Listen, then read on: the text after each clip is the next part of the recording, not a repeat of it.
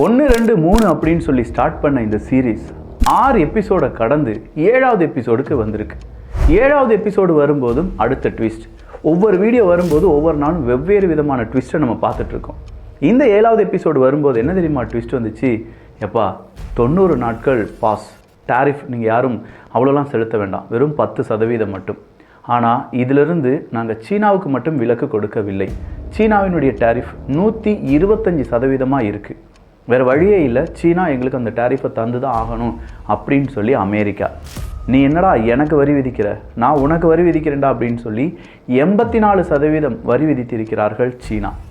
இது ஏன்? அமெரிக்காவுக்கு இந்த 90 நாள் பாஸில் என்ன கிடைக்க போகுது?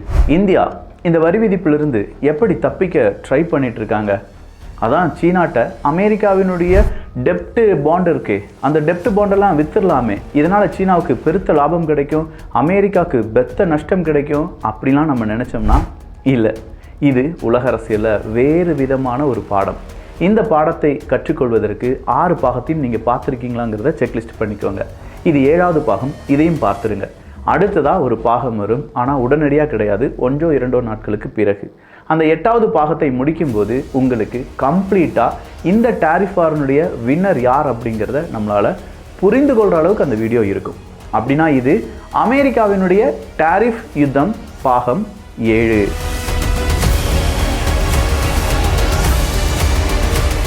அன்பு தமிழஞ்சங்களுக்கு தமிழ் பொக்கிஷத்தின் வணக்கங்கள்.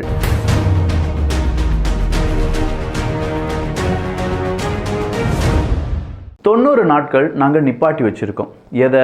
எங்களுடைய டாரிஃப் வார 90 நாட்களுக்கு நிப்பாட்டி வச்சுருக்கோம். லிபரேஷன் டே 180 நாடுகளுக்கு எதிராக டாரிஃப், எங்களுக்கு இதுதான் வேணும், எங்கள் நாட்டை நீங்கள்லாம் என்ன செஞ்சிட்ருக்கீங்க, சின்ன பின்னமாக போட்டு கடிச்சு கொதறிட்டு இருக்கீங்க, இப்படிலாம் டைலாக் பேசின டொனால்டு ட்ரம்ப் அவர்களும் வெள்ளை மாளிகையும் 90 நாட்கள் நமக்கு இதை பாஸ் பண்ணியிருக்காங்க அப்படின்னு சொல்கிறத உங்களால் நம்ப முடியுதா? சரி, இந்த 90 நாட்களில் அப்படி அமெரிக்காவுக்கு என்ன கிடைச்சிட போகுது? ஒன்றுமே இல்லைங்க. இந்த யுத்தம், அதாவது இந்த டாரிஃப் வார் அப்படிங்கிறது ஸ்டார்ட் ஆகிறதுக்கு கொஞ்சம் நாட்களுக்கு முன்னாடி அமெரிக்காவினுடைய ஐஃபோன் ஆப்பிள் இருக்குல்ல, அந்த ஆப்பிள் நிறுவனம் இந்தியாக்கிட்ட ஒரு கார்கோ ஃப்ளைட்டில் ஒரு கண்டெய்னரை ஏற்ற சொல்கிறாங்க. அந்த கண்டெய்னருடைய வெயிட் எவ்வளவா இருந்துச்சு அப்படின்னு பார்த்தீங்கன்னா கிட்டத்தட்ட 600 டன்.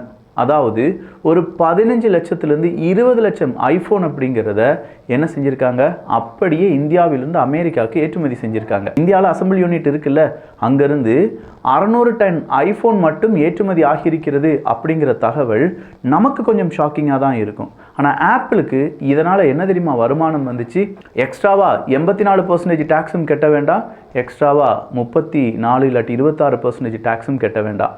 இந்த 2 டேக்ஸையும் பைபாஸ் பண்ணுறதுக்கு தான் 600 டன் ஆப்பிள் ப்ராடக்டை ஆப்பிள் இந்தியாவிடமிருந்து அமெரிக்காவுக்கு எக்ஸ்போர்ட் பண்ணாங்க. ஒரே நாள்லேயே 600 டன்னை ஒரு நாட்டினுடைய ஒரு நிறுவனம் ஏற்றுமதி செய்கிறது என்றால் ஒரு நாளினுடைய அந்த வேல்யூ என்னன்னு உங்களுக்கு புரிஞ்சிருக்கும். அப்படின்னா 90 நாட்களுடைய வேல்யூ என்னன்னு அப்படிங்கிறத புரிஞ்சுக்கோங்க. சரி, இந்த இடத்துல இந்த டாரிஃப் வார் ஏன் தொடங்கியது அப்படின்னு பார்த்தா, அமெரிக்காவை நான் மறுபடியும் கிரேட்டாக மாற்ற போகிறேன், மேக் அமெரிக்கா கிரேட் அகெயின், மகா அப்படிங்கிறது தான் அவங்களுடைய ப்ராஜெக்ட். அமெரிக்காவில் நிறைய வேலை வாய்ப்பு இல்லை, அமெரிக்காவில் நிறைய ஃபேக்ட்ரி இல்லை, அமெரிக்காவில் விளையக்கூடிய பொருட்களை வாங்குவதற்கு ஆள் இல்லை, அமெரிக்காவில் வெட்டப்படும் பீஃபை சாப்பிட்றதுக்கு ஆள் இல்லை, இது எல்லாத்தையுமே நான் மாற்றணும்னா என்கிட்ட ஒரு மேஜிக் இருக்குது, அந்த மேஜிக் தான் டாரிஃப் அப்படின்னு சொல்லி தான் டொனால்டு ட்ரம்ப் அவர்கள் இந்த டாரிஃப் வார அறிமுகம் செய்கிறார். வேர்ல்டு ட்ரேட் ஆர்கனைசேஷன் சொல்கிறாங்க, அமெரிக்கா மற்றும் சீனா இடையே இருக்கக்கூடிய வர்த்தகம் 80% இதனால் நின்று போக வாய்ப்புகள் இருக்குது. குளோபல் லெவலில் 3 to 5% ட்ரேட் அப்படிங்கிறது ஸ்டாக்னண்ட் ஆகிறதுக்கான வாய்ப்புகள் இருக்குது அப்படின்னு சொல்கிறாங்க. ஸோ அமெரிக்கா என்ன நினச்சாங்க, நம்ம ஊருக்கு இந்த மாதிரி ஃபேக்ட்ரி வரணும், நம்ம ஊரில் நிறைய பொருட்கள் தயாரிக்கணும், வெளிநாடுகளுக்கு ஏற்றுமதி செய்யும்போது வெளிநாடுகள் போடப்பட்டிருக்கும் இந்த பொருளாதார தடை இல்லாட்டி டாரிஃப் அப்படிங்கிறத பாதியாக இருந்துச்சுன்னா இன்னும் கொஞ்சம் நமக்கு லாபம் கிடைக்கும், அமெரிக்க மேனுஃபேக்சருக்கு ஏகப்பட்ட லாபம் கிடைக்கும். இது எல்லாமே அமெரிக்காவினுடைய கனவு. இதற்காக அமெரிக்கா யுத்தம் ஏதாவது செஞ்சாங்களா? கத்தியின்றி ரத்தமின்றி ஒரு யுத்தத்தை முடித்திருக்கிறது அமெரிக்கா. எல்லா நாடுகளுக்கும் ஒரு எச்சரிக்கை கொடுக்குறாங்க. டாரிஃப் வார், லிபரேஷன் டே 24%, 36%, 54%, 49% அப்படின்னு சொல்லி ஆப்பிரிக்காவில் இருக்கக்கூடிய பேரே தெரியாத ஒரு நாட்டுக்கெல்லாம் 36% வரி விதிச்சிட்டாங்க. இலங்கைக்கு 34% மேலே வரி விதிச்சிட்டாங்க. பங்களாதேஷுக்கு 36% மேலே வரி விதிச்சிட்டாங்க. வியட்நாமுக்கெலாம் சொல்லவே வேண்டாம், 40% மேலே வரி விதிச்சிட்டாங்க. அப்போ இப்படி வரி விதிச்சிட்டாங்க அப்படின்னு சொல்கிற இந்த பேசு பொருள் என்ன ஆகுது அப்படின்னா ஒரு பேனிக் மோடை உருவாக்குது, பல நாட்டினுடைய ஷேர் மார்க்கெட்டை டவுன் பண்ணுது. இது எல்லாத்தையுமே பார்த்துட்டு இருந்த நாடுகள் அமெரிக்காட்ட இன்னைக்கு பேச்சுவார்த்தை நடத்துறதுக்கு தயாராக மாறி இருக்காங்க. இந்தியா சொல்கிறாங்க இதை நம்ம ரொம்ப வைஸ்லியாக ரொம்ப அறிவார்ந்த வகையில் நம்ம இதை பைபாஸ் பண்ணுறதுக்கு ட்ரை பண்ணிட்டு இருக்கோம். இந்தியா மற்றும் அமெரிக்காவினுடைய வர்த்தக உறவை 2.5 மடங்கு அதிகப்படுத்துவதற்கான வாய்ப்புகளை நாங்கள் தேடிக்கொண்டிருக்கிறோம். அப்போ 2.5 மடங்கு வர்த்தகம் அப்படிங்கிறது அதிகமானது என்றால் ட்ரேடு டெபிசிட் அப்படிங்கிறது கம்மியாகும். இதனால் நம்ம அவங்களுக்கு எக்ஸ்ட்ராவாக வரி விதிக்க வேண்டி இருக்காது, அவங்க நமக்கும் எக்ஸ்ட்ராவாக வரி விதிக்க மாட்டாங்க அப்படின்னு சொல்கிற ஒரு பிரத்யேகமான ஒரு ரீசனை சொன்னாலும் இது சரியாக படலை. ஏன்னா சீனா மாதிரி இந்தியாவால் ஒரு முடிவு எடுக்க முடியலை. நீ எனக்கு 54% வரி விதித்திருக்கிறாய், நான் உனக்கு இந்த வச்சுக்கோ 84% அப்படின்னு சொல்லும்போது டொனால்டு ட்ரம்ப் அவர்கள் 90 நாள் பாஸ் 125% வரி சீனாவுக்கு. ஸோ இப்போ இந்த 90 நாட்கள் பாஸில் ஐரோப்பிய ஒன்றிய நாடுகள், இன்னும் முக்கியமான சில நாடுகள் எல்லாருமே அமெரிக்காவுடன் பேச்சுவார்த்தை நடத்துவதற்கு இந்த விண்டோ பீரியட் நமக்கு நல்லா இருக்கும் அப்படின்னு சொல்லியிருக்காங்க. அமெரிக்காட்ட பேச்சுவார்த்தையா? எஸ். அமெரிக்க அதிபர் என்ன சொன்னார்? எங்கள் நாட்டில் நிறைய ஃபேக்ட்ரிஸ் வர வேண்டும். இப்போ பேசக்கூடிய நாடுகள் என்ன பேசுவாங்க? இந்த டேரிஃப் வார்லேருந்து என்னை நீக்க வேண்டும் என்றால் நான் உங்கள் நாட்டிலே கொஞ்சம் ஃபேக்ட்ரியை தொடங்குறேன். அமெரிக்கா என்ன சொன்னாங்க? எங்கள் நாட்டு பீஃப் ஆஸ்திரேலியா சாப்பிட மாட்டுக்காங்க. ஆஸ்திரேலியா இப்போ வந்து சொல்லுவாங்க உங்கள் நாட்டில் இருக்கக்கூடிய பாதி பீஃப் எனக்கு அனுப்பித்தாங்க, அதை நாங்கள் விற்பனை செய்கிறோம் அப்படின்னு சொல்லுவாங்க. அப்போது அமெரிக்காவுக்கு கிடைச்சது என்னென்னா அவங்க நினச்சதை, டொனால்டு ட்ரம்ப் அவர்கள் நினச்சதை கொஞ்சமாக நடத்துவதற்கான ஒரு வாய்ப்பை ஏற்படுத்தியிருக்கிறார் இந்த டொனால்டு ட்ரம்ப் அவர்கள். சரி, சீனாவுக்கு இதனால் இழந்தது என்ன? சீனா அவங்களுடைய மெஜாரிட்டி ஆஃப் குட்ஸ் அப்படிங்கிறத அமெரிக்காவுக்கு அனுப்பிட்டு இருந்தாங்கல்ல, அது எல்லாமே நின்றுச்சுன்னா பக்காவாக நின்றுச்சு. சரி, அப்படின்னா சீனா இதை பழிவாங்கும் விதமாக அவங்கக்கிட்ட தான் ஒரு கில் ஸ்விட்ச் இருக்கே, அதுதாங்க டெப்ட் பாண்ட் அப்படின்னு சொல்லலாம். அப்போது இந்த ட்ரெஷரி பாண்டை விற்பனை செய்கிறது, அதாவது அமெரிக்காவினுடைய கடன் பத்திரம் கிட்டத்தட்ட ஒரு 1 ட்ரில்லியன் அளவுக்கு யார் வாங்கி வச்சுருக்கா? சீனா வாங்கி வச்சுருக்காங்க. அப்போ இந்த 1 ட்ரில்லியன் கடன் பத்திரத்தை பற்றி உங்களுக்கு டீட்டெயில்டு காணொலி வேணும் அப்படின்னா இதனுடைய முதல் பார்ட், அதாவது ஜப்பான் அமெரிக்கா அவங்களுடைய டெப்ட் ட்ராப் அப்படிங்கிறத பற்றி நம்ம ஒரு சூப்பரான வீடியோ பதிவு பண்ணியிருந்தோம். கீழே வேணால் அதுக்கான லிங்க் தந்துடுறேன், அந்த வீடியோ போய் பாருங்கள். இந்த டெப்ட் பாண்ட்ஸ் இல்லாட்டி ட்ரெஷரி பாண்ட்ஸ் அப்படிங்கிறது எப்படி வேலை செய்யுது, ஜப்பான் அதை ஹோல்டு பண்ணி எப்படி அமெரிக்காவை மிரட்டிட்டு இருக்காங்க அப்படிங்கிறதெல்லாம் நம்ம அதில் தெளிவாக பேசியிருப்போம். இதே மாதிரி சீனாவிடமும் ஒரு 1 ட்ரில்லியன் அளவுக்கான பாண்ட் பேப்பர்ஸ் அப்படிங்கிறது இருக்குது, ட்ரெஷரி பாண்ட்ஸ் அப்படிங்கிறது இருக்குது. எனக்கு இப்போ 1 ட்ரில்லியன் வேணும், இந்த பேப்பரை நீ வச்சுக்கோ, எனக்கு 1 ட்ரில்லியன் பணத்தை தா அப்படின்னு கேட்டால் அமெரிக்கா இப்போ உடனடியாக 1 ட்ரில்லியன் பணத்தை தர வேண்டும். அதாவது அவங்க நாட்டினுடைய அந்நிய செலவாணி இல்லாட்டி அவங்களுடைய காசை எடுத்து 1 ட்ரில்லியன் எடுத்து யாருக்கு கொடுக்கணும்? சீனாவுக்கு கொடுக்கணும். இவ்வளோ பணத்தை அமெரிக்காவிலேருந்து உடனடியாக வெளியில் எடுக்கிறதுனால அமெரிக்காவினுடைய டாலர் வேல்யூ அப்படிங்கிறது அடிப்பட ஆரம்பிக்கும். ஏன்னா டாலருக்கு டிமாண்ட் இல்லாமல் போகும். ஒருவேளை எல்லா நாடுகளும் இதே மாதிரி செல் பண்ண ஆரம்பிச்சிட்டாங்க அப்படின்னா டாலரை யாருமே வாங்க வேண்டாத ஒரு நிலைமை வந்தது என்றால் அமெரிக்கா டாலருக்கு டிமாண்ட் கம்மியாகும். டிமாண்ட் கம்மியாச்சுன்னா கண்டிப்பாக அதனுடைய விலை குறைய ஆரம்பிக்கும். ஸோ இந்த லெவலில் பார்க்க போனால் அமெரிக்காவுக்கு பேரிடியை யார் கொடுத்துருக்கலாம்? ஒருவேளை சீனா நினச்சிருந்தா கொடுத்துருக்கலாம். ஆனால் இதை ஜப்பானால் கொடுக்க முடியும்னு சொன்ன இதே விக்கி இதை சீனாவால் கொடுக்க முடியாதுன்னு சொல்கிறேன். காரணம் என்ன தெரியுமா? சீனா என்ன செஞ்சுருக்காங்க? அமெரிக்கா ஓரியன்டாக இருக்கக்கூடிய பல இடங்களில் அவங்களுடைய இன்வெஸ்ட்மெண்ட்டை செஞ்சுருக்காங்க. அந்த இன்வெஸ்ட்மெண்ட்டினுடைய வேல்யூ என்ன தெரியுமா? கிட்டத்தட்ட 3 to 4 ட்ரில்லியன் அமெரிக்க டாலர். இவங்க எவ்வளோ டெப்ட் பாண்டை வச்சுருக்காங்க? வெறும் 1 ட்ரில்லியனுக்கான கடன் பத்திரத்தை வச்சுருக்காங்க. இப்போது இது புரிகிற மாதிரி நான் சொல்லணும்னா உங்களுக்கு ஒரு 10 ஏக்கர் நிலம் இருக்குங்க.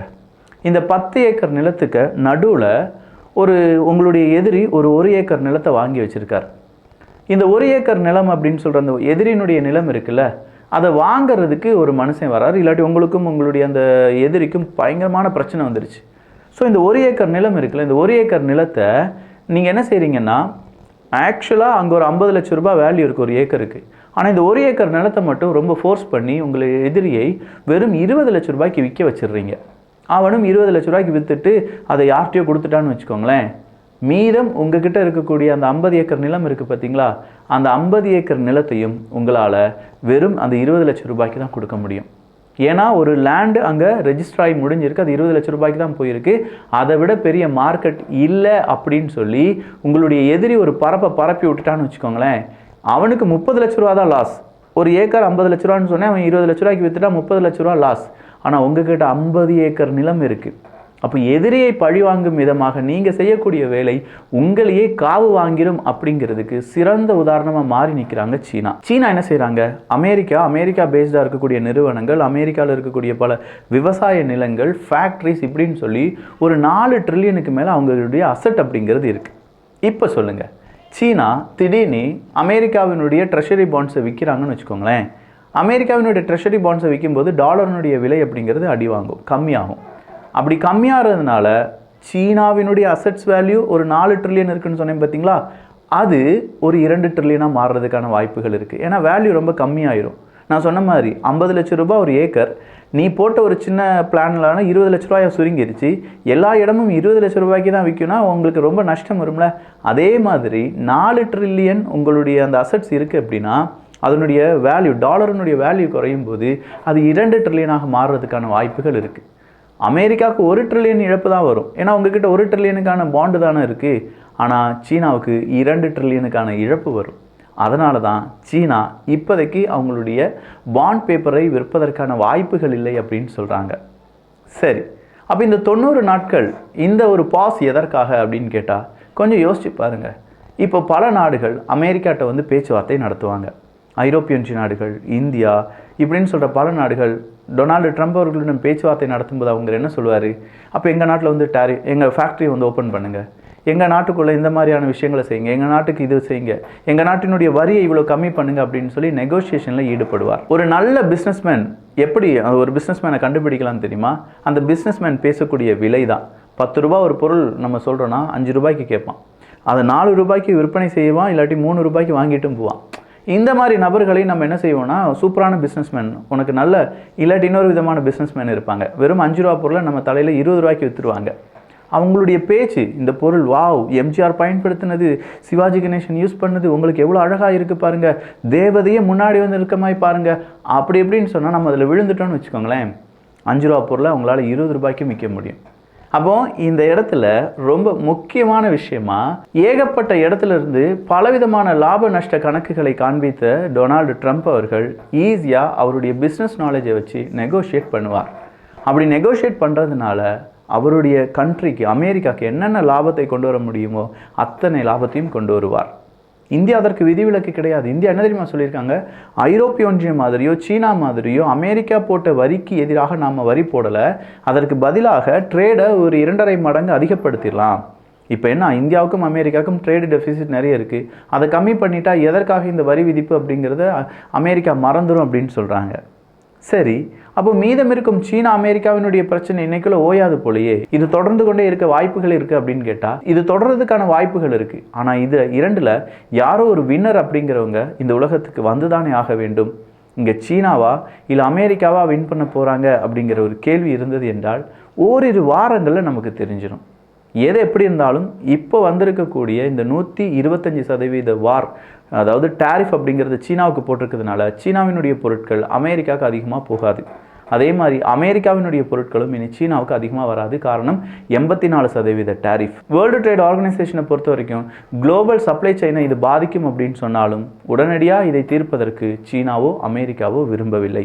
பார்க்கலாம் அடுத்தடுத்ததாக என்ன நடக்குது அப்படின்னு சொல்லி. பாகம் 8ல் இதுக்கான ஒரு எண்டு கார்டை போட்டுடலாம், இந்த டேரிஃப் வார்க்கான எண்டு கார்டு. அதில் இன்னும் கொஞ்சம் டீட்டெயிலாக என்னென்ன விஷயங்கள் அப் டு டேட்டாக நடந்திருக்கு அப்படிங்கிறதெல்லாம் இன்னொரு பதிவில் பார்த்துடலாம். ஸோ பாகம் 7 எப்படி இருந்துச்சு அப்படிங்கிற உங்களுடைய கருத்துக்கள் இங்கே வரவேற்கப்படுகின்றன. நல்லதை பகிர்ந்து ஷேர் பண்ணி நல்ல சமுதாயத்தை உருவாக்குவோம். நன்றி, வணக்கம்.